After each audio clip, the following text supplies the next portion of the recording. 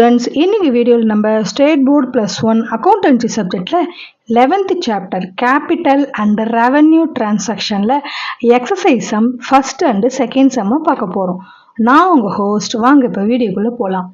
First சம்மில் state whether the following expenditures are capital revenue or deferred revenue.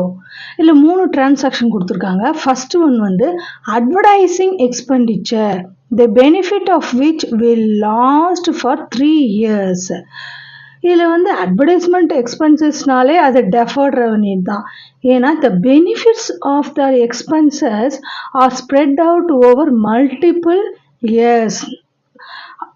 அதாவது ஒரு within accounting period அந்த மாதிரிலாம் இல்லை, ஒரு 3 or 4 இயர்ஸுக்கு கண்டினியூஸாக அதோட பெனிஃபிட் இருக்கும். ஸோ அட்வர்டைஸ்மெண்ட் எக்ஸ்பெண்டிச்சர் அப்படின்னாலே அது டெஃபர்ட் ரெவன்யூ எக்ஸ்பெண்டிச்சர் ஹெட்டிங்கில் தான் வரும். Second point, registration fees paid at the time of registration of a building. இப்போ வந்து ரெஜிஸ்ட்ரேஷன் ஃபீஸுன்றது cost incurred to establish the legal entity enable the future business operations. இது capital expenditure.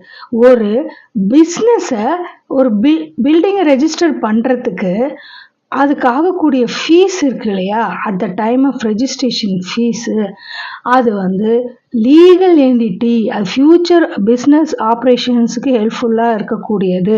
So before starting the business, இந்த building related fixed assets related expenses எல்லாமே capital எக்ஸ்பெண்டிச்சரில் தான் வரும். Then third point, expenditure incurred on repairs and white washing at the time of purchase of an old building in order to make it usable. இப்போ old பில்டிங்கை வாங்கிட்டு அதை repair அப்புறம் white wash பண்ணுறது, அந்த செலவெல்லாம் எதில் வரும்னு பார்க்கலாம்.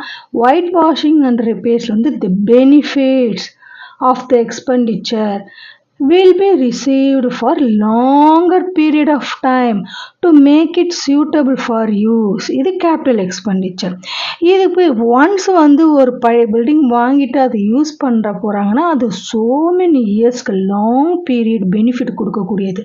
ஸோ அது ரிலேட்ஸ் டு கேபிட்டல் எக்ஸ்பெண்டிச்சர். அதான் கேபிட்டல் எக்ஸ்பெண்டிச்சரில் இந்த second point and third point. First point advertisement expenditure மட்டும்தான் டெஃபர்ட் ரெவென்யூவில் வரும். செகண்ட் சம் பாருங்கள்.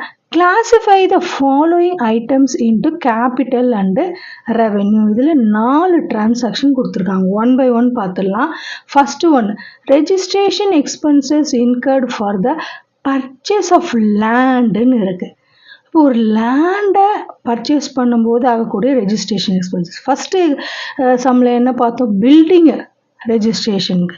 இது லேண்ட், இது எல்லாமே ஃபிக்ஸட் அசட்ஸ் இல்லையா. அந்த ஃபிக்ஸட் அசட்டுக்கு ஆகக்கூடிய செலவுனாலே என்ன போகும், எந்த டாப்பிக்கில் எழுதணும், கேபிட்டலில். இங்கே பாருங்கள் சைடில் நோட்ஸில், registration expenses they are added to the cost of the land, not treated as operating expenses. இது day to day operating expenses ஹெட்டிங்கில் போகாது, நான் ரெக்கரிங் இன் நேச்சர். அதாவது ரேராக ஒரு லேண்டை வாங்கும்போது ஆகக்கூடிய செலவு தான் இது. லாங் பீரியட் பெனிஃபிட்ஸ், அதனால் it relates to capital expenditure. Second point, repairing charges paid for remodeling the old building purchased. இப்போ ஓல்டு பில்டிங் வாங்கிட்டாங்க, அதை ரீமாடல் பண்ணுறது, ரிப்பேர் பண்ணுற சார்ஜஸ்ஸு, இது எல்லாமே கேபிட்டலில் தான் போகும். அதுக்கு பாருங்கள், உங்களுக்கு சைடில் மீனிங் கொடுத்துருக்கேன். Cost incurred to improve and existing fixed assets extending it's useful life. இதோட யூஸ்ஃபுல்லான லைஃப்ன்றது கொஞ்சம் எக்ஸ்டெண்ட் ஆகுது. இப்போ ஓல்டு பில்டிங் வாங்கிட்டு அதை ரிப்பேர் பண்ணாதான் இன்னும் எக்ஸ்ட்ரா ரீமாடல் பண்ணணும், ரிப்பேர் பண்ணாதான் அது இன்னும் so long years வந்து பெனிஃபிட் கொடுக்கும், யூஸ்ஃபுல்லாக இருக்கும். ஸோ அந்த மாதிரி எக்ஸ்பென்சஸும் கேபிட்டல் எக்ஸ்பெண்டிச்சரில் தான் மென்ஷன் பண்ணணும். Then third point, carriage paid on goods purchase. இல்லை மெயினாக கவனிக்க வேண்டியது ஆன் கூட்ஸ். இதே வேறு எதனா ஃபிக்ஸட் அசட்டு அந்த மாதிரி இருந்ததுன்னா அது கேபிட்டல் போகும். இது கூட்ஸ் வாங்கியிருக்காங்க, அதனால் அது ரெவன்யூ எக்ஸ்பெண்டிச்சரில் வரும். கேரேஜ்னாலே டிரான்ஸ்போர்ட். இல்லையா? Carriage paid of goods directly related to the cost of acquiring the inventory means goods. அது டே டு டே ஆப்ரேஷனுக்காக வாங்கக்கூடிய செலவு. இது எல்லாம் ரெவன்யூ எக்ஸ்பெண்டிச்சரில் வரும். Then fourth point legal expenses paid for raising of loans. இப்போ வந்து ஒரு லோனு பேங்க்கில் ரேஸ் பண்ணுறாங்க, ஒரு பிஸ்னஸுக்காக கொடுக்குறாங்க அப்படின்ற பட்சத்தில் நம்மளுக்கு அதுக்கு ஆகக்கூடிய லீகல் எக்ஸ்பெண்டிச்சர் இருக்கு இல்லையா, அது எந்த டாப்பிக்கில் வரும் அப்படின்றத பார்க்கலாம். Legal expenses paid for raising of loans. இப்போ மீனிங் பாருங்கள், related to raising loans are consider for future periods. இது கேபிட்டல்.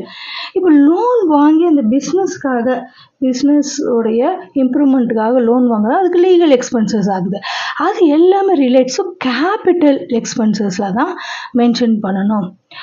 ஓகே ஸ்டூடெண்ட்ஸ், இந்த வீடியோ உங்களுக்கு பிடிச்சிருந்தா லைக், ஷேர், சப்ஸ்கிரைப் பண்ணுங்கள். தேங்க்யூ.